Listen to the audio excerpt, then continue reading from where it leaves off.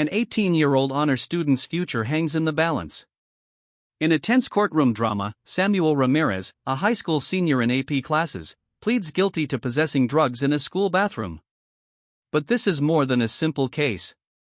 The judge delves deep, uncovering a story of potential bad choices and a family struggling to help. She demands absolute honesty. Is he using prescription medication or something else? With a promising future in college applications on the line, the court must decide, will he get a second chance with strict probation, or will this mistake derail his life entirely?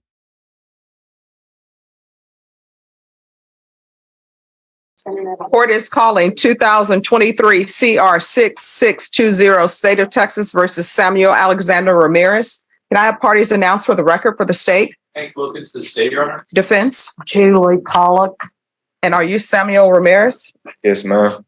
All right, I'm going to, counsel, have you received all the discovery and did you review it with your client? Yes, Your Honor. Court will find that the state is in compliance with discovery. Mr. Ramirez, I'm showing you what's entitled Application for Deferred Adjudication. Did you review that with your attorney? Did you understand it? And did you sign it? Yes, Your Honor. Showing you what's entitled True Bill of Indictment. Did you review that with your attorney? Did you understand it? Yes, Your Honor. Counsel, do you waive the reading of the indictment? Yes, Your Honor. State, are you proceeding on the indictment as presented? Mr. Ramirez, I'm showing you what's entitled Court Admonishments and Defendant's Waivers and Affidavit of Admonitions. Did you review that with your attorney? Did you understand it? Did you sign it in all the appropriate places? Yes, Your Honor. Did you understand you're charged with the offense of possession of a controlled substance, penalty group 2, less than 1 gram in a drug-free zone? That's a third-degree felony. The range of punishment is anywhere from 2 to 10 years in prison and up to a $10,000 fine. Yes, Your Honor. If you have a plea bargain agreement with the state, the court does not have to follow your plea.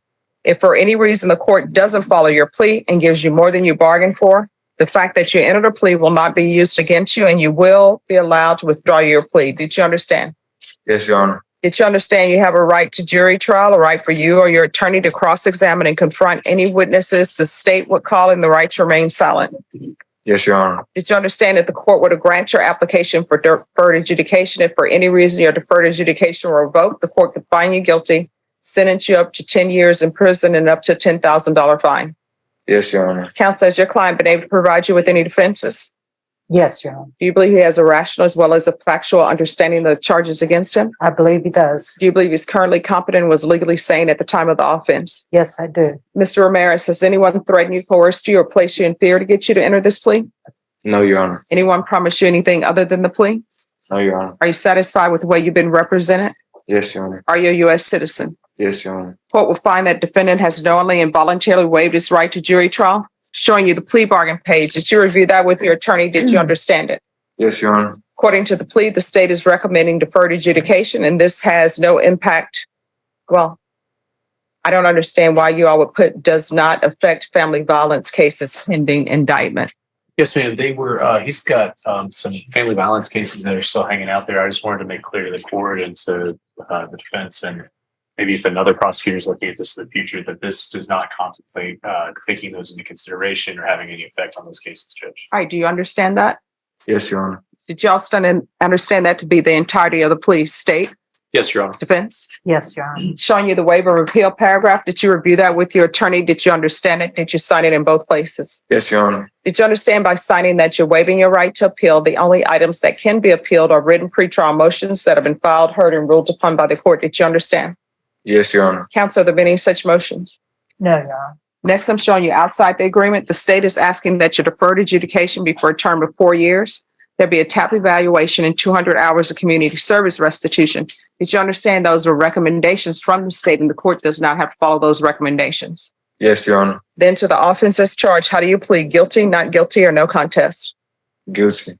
State any evidence? Your Honor, I offer State's Exhibit 1 in the attachments. No objections. Showing you what's entitled waiver and consent to stipulation of testimony and stipulations. Did you review that with your attorney? Did you understand it? Did you sign it in all the appropriate places? Yes, Your Honor. Again, did you understand you have a right to jury trial, a right for you and your attorney to cross-examine and confront any witnesses the state would call in the right to remain silent? Yes, Your Honor. Did you understand that today the state will be presenting evidence in the form of witnesses' statements and police reports, but most importantly, there will be no live testimony? Did you understand? Yes, Your Honor. Court will find that defendant has knowingly and voluntarily waived and consented to stipulation of testimony and stipulations. Court will accept into evidence states, exhibits, warning attachments, and review the same. What grade are you in high school? 12th grade. Why were you not in class? I think we were there in the bathroom. They were going in the bathroom. No, I know you were in the bathroom. You all were in the bathroom doing drugs. So my question is, obviously you were not in the bathroom to use the facilities for anything that was not. I was on the way to the bathroom and I just met up with my friends and we just went to the restroom. No, there are other things that happen. School hasn't changed that much since I've been in there, where you get the hall pass to go to the restroom. No, I wasn't in class yet. I was on my way to class and then I was like, I'm gonna go to the bathroom real quick. So I met up with my friends because I see them coming down the other hall. Yeah, I say, hey, let's go to the restroom and use drugs. So what are your grades like? A's and B's. Judge, he's trying to turn his life around. He is enrolled full-time at No, but are his grades A's and John B's? Jay. According to his parents who are here, Yeah, but sometimes parents overlook things. That's why. oh, He's in the they've got restroom. a handle on this. He's in AP classes and he's getting A's and B's because he has finally realized he needs to turn his life around. And I'm gonna go. Plus, he is working. Yes. I'm gonna go to college too after school. After I graduate, all my classes are credit classes. So after I get all good grades in them, I graduate this year. So why does it take this for you to get your life in order? I'm sure your parents' rules are not crazy rules. I just made mad. I just made bad choices. Yeah, why are you making these bad choices? And until you were caught this time, how often were you using drugs? Like twice a week, not even often. I wasn't. Well, I mean, that's often. Yeah. Twice a week is often. Do you know how often I use drugs? Never. Yes. So using drugs once a week, that's often. Twice a week, that's often. Do you understand? Yes, ma'am. And if you're drug tested today, what are the results going to be? And you're going to get tested today. I'll be negative. All right. So we're going to have him drug tested and we're going to see what the results are. And then I'm going to make my ruling. All right. So are you ready to so- go or do you need water? I need some water. Okay. All right. Just have a seat. We're going to test you today. A few moments later. All right. Does he have prescription medication? His mom informs me that he had a prescription for Adderall. Okay. They say had. Does that mean that he's currently on that prescription medication or not? You'll have to talk to mom about that. All right. You want to come forward briefly? Hi. Hello. So he does he have prescription medication? He does have prescription medication. Since he's been incarcerated, he doesn't have an updated one. So at our house, we're still going to have his medication there. No. See, I'm trying to figure out, one, is the prescription current? And two, is he using the prescription? We're not on the record right now. Here's the thing. No, I understand. Parents, we're here because your son has an issue. Your son using drugs in a restroom at a high school. Correct. And sometimes parents want to see their children as they hope they will be, not as they are. So I'm trying to figure out what would be good to help him so that he won't be in the criminal justice system and end up going to prison and end up being an orange with other inmates. Right. So I need to know whether or not he does have a prescription for this that he's using, or is he doing something else? Because if he's doing something else, then we can help him. But if people are being dishonest with the court about what he's doing, I can't help him. And 9 times out of 10, he's probably going to end up getting into more trouble and may end up at the Bexar County Jail. And at the Bexar County Jail, which you know, they bring you out in orange. When they do your laundry at the jail, guess what? Everybody's laundry goes in the same pile. There's no sorting. So you're going to end up with inmate B's underwear, whatever. You understand? And how old are you? 18. You're 18. When you go to the Bexar County Jail, things happen at the Bexar County Jail. And people want to pretend like it doesn't, but things happen at the Bexar County Jail. Things happen at the prison. So I'm trying to get some honesty in here so I can see what's best for you. So hopefully you can get back on track And yes, I'm hoping you go to college or either go to a trade school, get your life together where your parents don't worry about you and you don't use drugs anymore. But I need 100% honesty in here because otherwise he's going to end up getting in trouble on the probation in this court.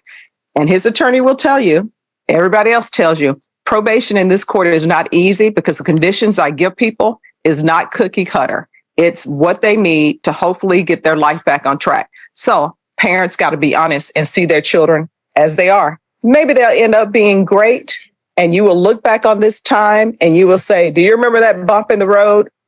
He'll be like, yes, great job. You've gotten your life back on track. So I need to know whether or not he's using something he should not be using. You understand? Yes, ma'am. So what is the issue with him? I don't know if he's using anything. I can tell you with honesty that he does have prescription medication at home that's been prescribed to him by his psychiatrist. He has been incarcerated. He's been out, I want to say a few months, but he has been incarcerated in Bexar County. Now, if he took his prescription medication that's in our home voluntarily on his own without consulting me to get him a visit with his psychiatrist, to get him an updated appointment, to get a new prescription for this year, that's on him. I do not, in my home, I do not condone his behavior. He hasn't lived with me while he did this behavior. He has been in Bexar County, so he knows what it's like. Who has he been living with? He was living with his grandfather. He was living with my mother. At one point, he was living in a sober living home. So my home is probably equivalent to jail. Okay, so why wasn't he living with you? He wasn't living with me because he didn't want to go to school. The school that he was in, it was Rise Recovery. He didn't want to go to that school. Minimal students, they were helping him. He didn't have a drug problem, but my family, we put him voluntarily in rehab for marijuana. He didn't have a problem to go to rehab, but like I said, it was voluntarily. He went and he got out. He went to Rise Recovery. He didn't want to go to Rise Recovery, which is an amazing school. Like I said, minimal students. He didn't have a lot of peers. He wanted to go to a traditional high school. I wasn't okay with that. So I talked to staff at the school and they placed him in a sober living with men and I believe a few people his age, and they would go to meetings. They would pick him up for school, help him find a job. When it came down to him to apply for his scholarship to live in the sober living, he opted not to do that, not to consult with me, and decided to live with my mother. My mother then went to get him, moved him out of there, and stated that she was going to place him in school, be on him to make sure that he did everything he needed to. When that happened is when this occurred. What we're essentially here for. That happened in the school that she placed him in. From that point on, everything just went downhill for him. So which school is he currently in? He's in John Jay. All right. So do you think John Jay is a good place for him, or should he be back at Rice Recovery? In my opinion, Rise Recovery. John Jay, not good. Maybe there's some good that comes out of that school, and I've seen that. But in my opinion, I shouldn't have to be calling the school to let them know students are smoking marijuana in the restroom.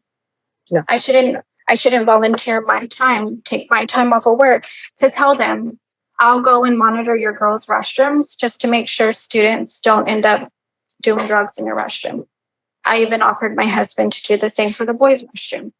And they said they don't have enough staff, they don't have enough teachers to do that, which is understandable. We all know that our teachers are underpaid.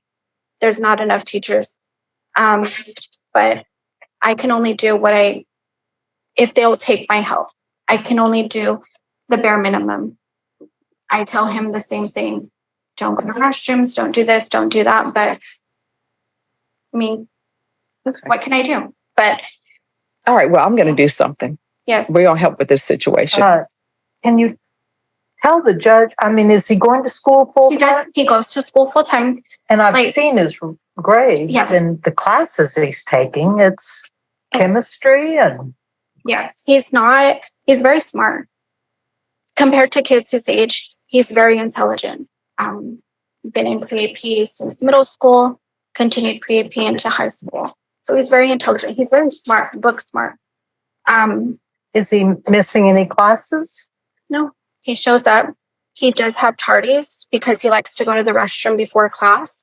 But I told him, I'm tired of getting the phone calls that you're tardy. So you need to go to the classroom, meet with the teacher, let them know you have to go to the restroom so they can at least take accountability for you being in class. If not, I'm going to continue getting these calls. And if that's going to happen, then you can go out of my house. He's 18. He's an adult. He knows what he has to do.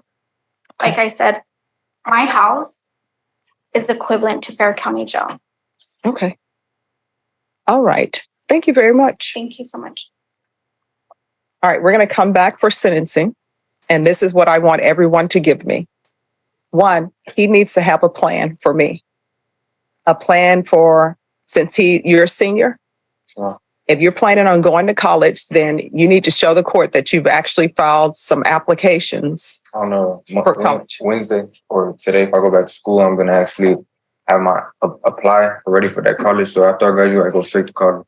All right, so that needs to be done. And then I want an update on the psychiatrist and see what medications he's actually supposed to be on. And you're going to come back to the court with a letter telling the court what you want to do with your life.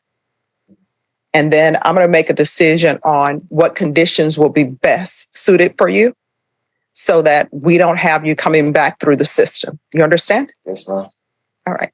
What do you know, what day do I put today? Oh, I'm going to give you a date. No, it's not going to be today. I just know it's a Adderall, like I know Risperidone. Okay. So what days are your classes? My days are back to school. Yes. Is it all week? Yeah, Monday to Friday. Okay. 8:30. When do you all have testing? When we have testing? We recently been doing testing.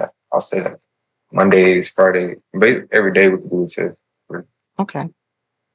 So do you all have a recess break or anything of that nature? Only lunch. No, I mean for holiday coming up. Oh. That's what I mean. Usually, Like spring break. yes. Not that I know of so far. Hmm? I get out at 4:20. I ride the bus home, and by the time I get home, it's 5:05. So he doesn't get out till 4:20. Yes. What time do you start? School starts at 8:50. Starts at 8:50. We need to figure something out. Mom, can you come back up? We need to figure out what's a good time for him and what's a good time that doesn't interfere with your work schedule. So maybe he can come here. Preferably Wednesdays. My husband's off on Wednesdays. I work half days on Wednesdays, so anything on a Wednesday would work. Okay, so we're going to do a Wednesday. And then, so would you all be able to pick him up from school? Okay, do you think on Wednesday he could leave school early? Yeah, as long as he has an excuse, so wherever he has to go, I'm sure that he can get an excuse. So We'll write him an excuse and we will just say he was asked to appear in court. Okay. Oh, that's Thanksgiving. Oh, I'll remember Thanksgiving break. But they're going to come up with this pretty soon for me. All right. So we're going to come back Wednesday on November 15th. And Vashon, I know how Wednesdays are for us.